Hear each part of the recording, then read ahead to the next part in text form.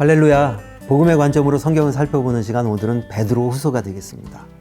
우리는 지난 베드로 전서를 통해서 고난의 사조, 고난의 증인 베드로 고백을 살펴보았습니다. 고난을 통해서 얻어지는 결과는 순도 100%의 아주 순전한 믿음, 그리고 거룩한 삶, 그리고 결국 최종적인 결과는 우리로 하여금 이 땅에 대한 소망을 가지지 아니하고 하나님 나라에 대한 살아있는 소망으로 주님을 기다리는 것으로 이끈다는 것을 보았죠. 특별히 베드로 후서에서는요, 우리가 1장 14절에 보면은 이는 주 예수 그리스도께서 내게 지시한 것처럼 나도 나의 장막을 벗어날 것이 임박할 줄 압니다. 사도 베드로는 자신의 임박한 죽음을 앞두고 우리에게 보내는 마지막 서신이 되겠습니다.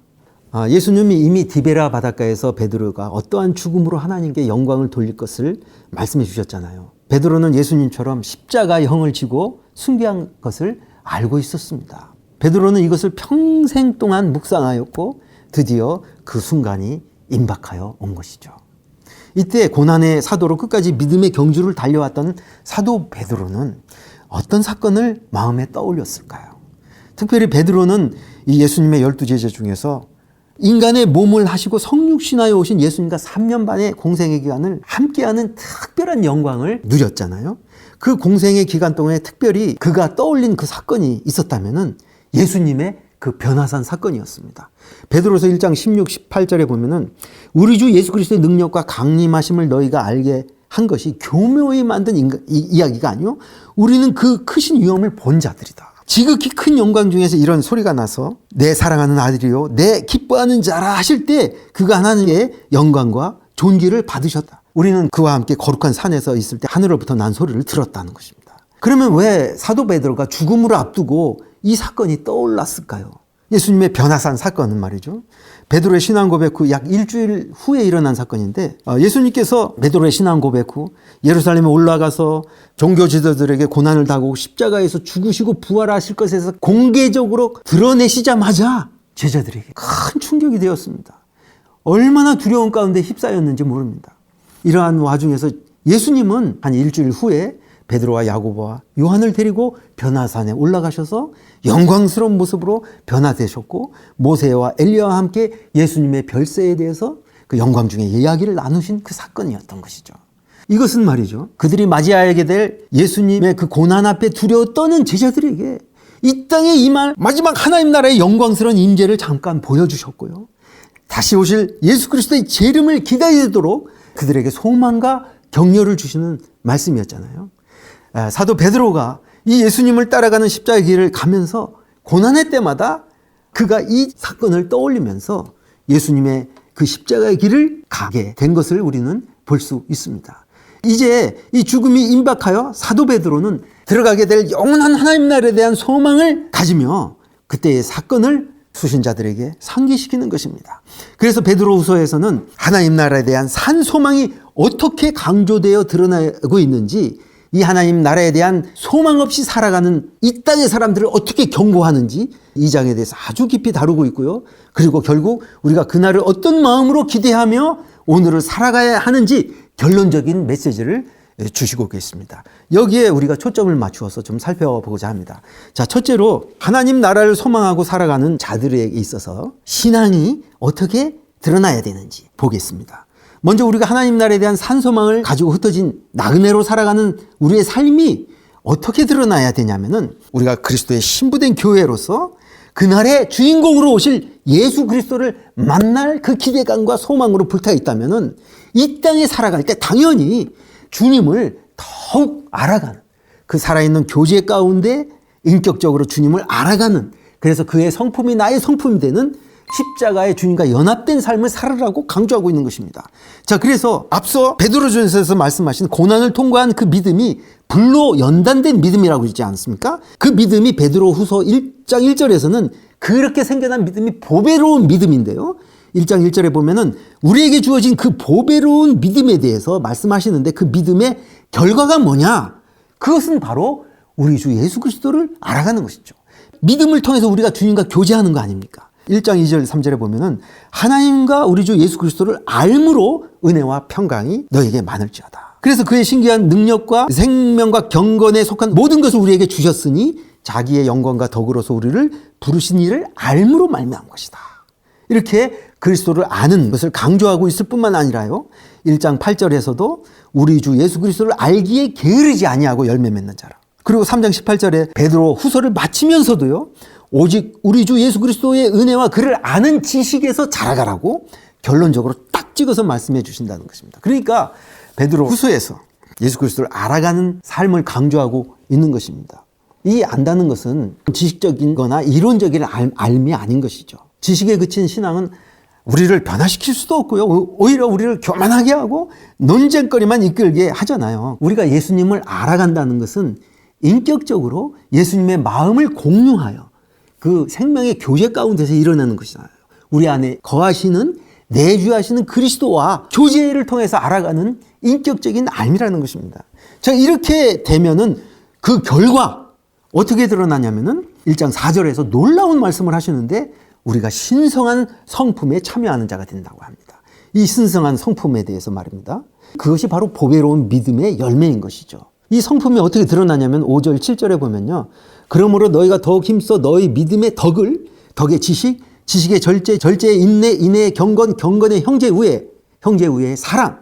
우리가 고난을 통과한 보배로운 믿음의 그 결과가, 그 실제가 이렇게 믿음, 덕, 지식, 절제, 인내, 경건, 형제우애, 사랑의 열매로 주렁주렁 맺게 하는데, 이것이 바로 예수 그리스도 안에 있는 그 생명의 속성을 말하고 있는 것입니다. 그러니까 내가 죽고 내 안에 그리스도가 내주하며 살아가는 그 그리스도의 성품이 이렇게 내 안에 재현되어 흘러나와야 된다. 이것이 그리스도를 알아가는 자의 모습이다 라는 것을 우리에게 말씀해 주시면서, 이것이 우리의 인생의 목적이요, 이것 때문에 주님이 우리를 부르셨다. 그래서 1장 9절에서 11절에 보면은 이런 것이 없는 자는 맹인이고 멀리 보지 못하고요, 우리의 부르심과 택하심을 굳게 하라. 이것을 행한 즉 언제든지 실족하지 않아. 이렇게 하면 우리가 우리 구주 예수 그리스도의 영원한 나라에 들어가게 넉넉하게 된다는 얘기죠. 이것 때문에 우리를 부르신 거죠.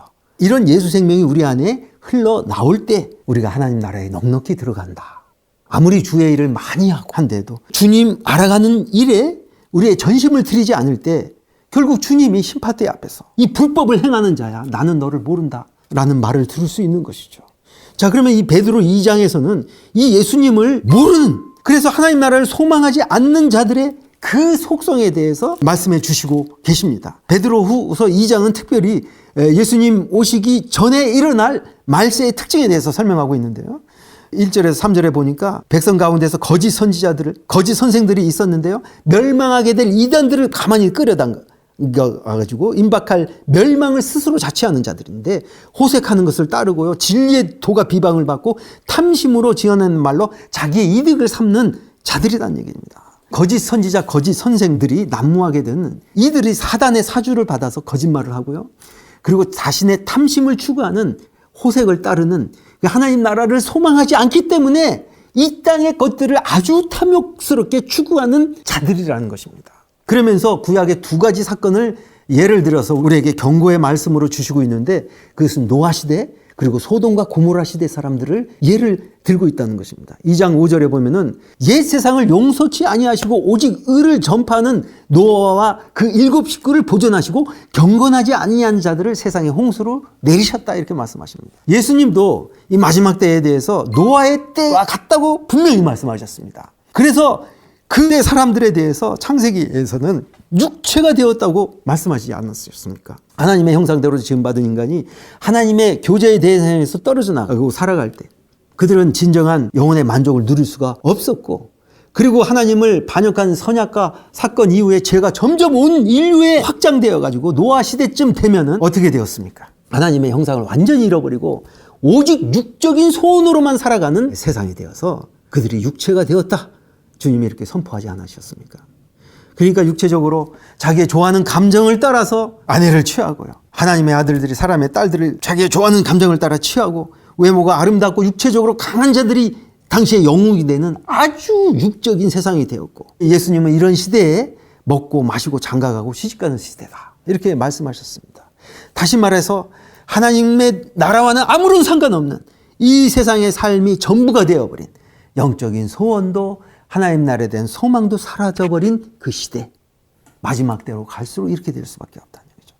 하나님은 이때 사람을 지으셨음을 한탄하실 만큼 슬퍼하셨고 죄악이 얼마나 관영하였으면은 얼마나 개선의 여지가 없었으면은 하나님은 죄로 말미암아 멸망해 가는 세상을 전지주기적인 홍수로 심판하실 수밖에 없었다.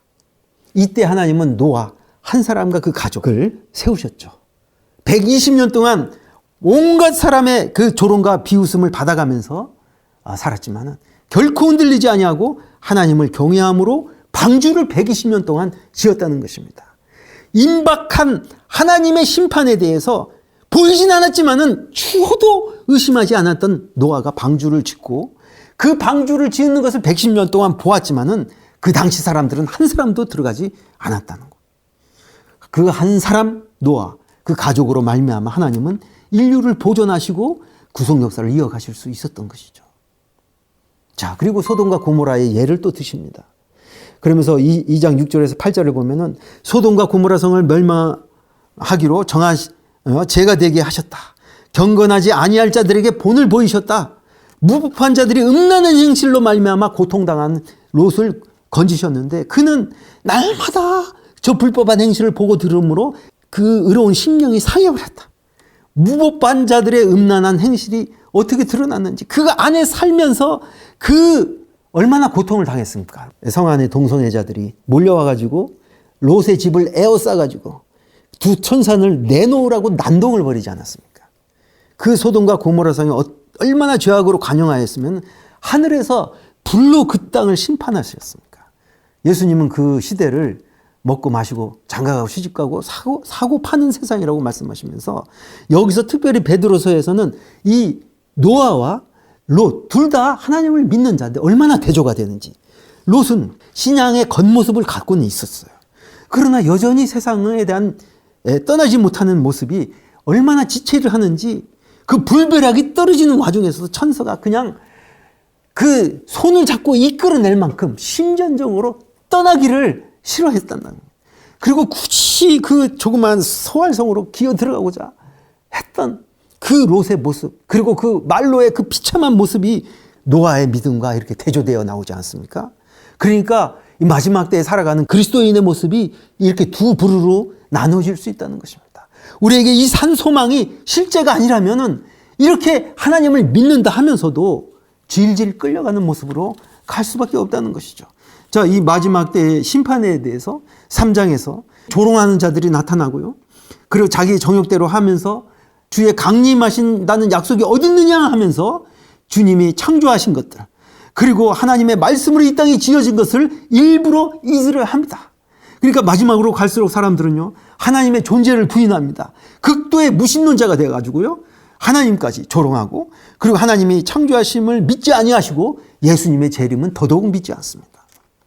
하나님은 인류 역사에 이렇게 실제적인 역사로 국지적인 심판들로 하나님이 살아계시며 하나님이 심판주로 드러내셨습니다.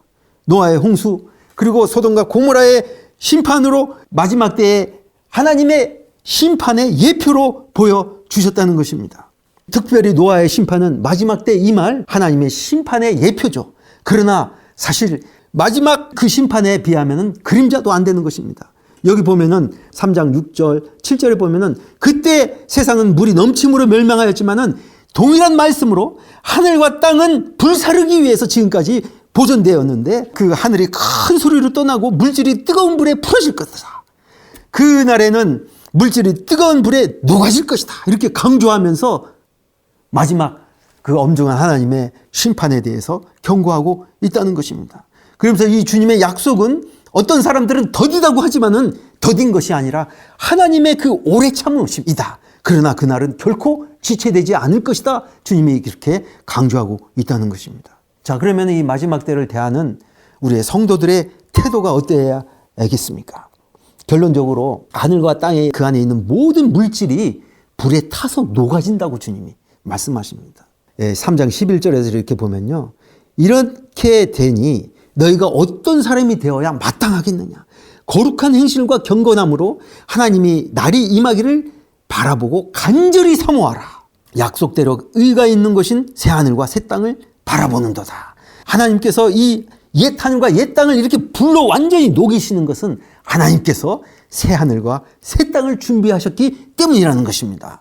새 하늘과 새 땅이 우리에게 어떤 형태와 모습으로 드러날지는 우리는 모르지만요, 확실한 것은 이 새 하늘과 새 땅은 이전에 옛 하늘과 옛 땅이 아니라는 것입니다. 하나님께서 천지를 창조하셨듯이 하나님께서 새롭게 새 하늘과 새 땅을 재창조하시는 그 날의 말이죠. 요한계시록에서는 이 새 하늘과 새 땅에 대해서 여기는 사망이 없고 애통하는 것이나 곡하는 것이나 아픈 것이나 없는 처음 것이 다 지나간 세상이라는 것입니다.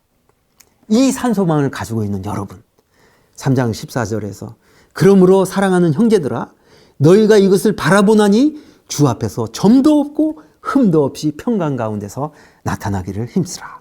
결론적으로 우리는 베드로 전서와 또 후서를 통해서 고난을 통과하는 사도 베드로의 믿음과 이 고난을 통달한 이 모습이 어떻게 드러나야 하는지, 고난을 통해서 우리의 믿음을 정결케 하시고 거룩하게 하시고 그리고 더욱더 하나님 나라를 붙들고 소망할 수 있는 그런 자들로 우리를 빚어 가십니다.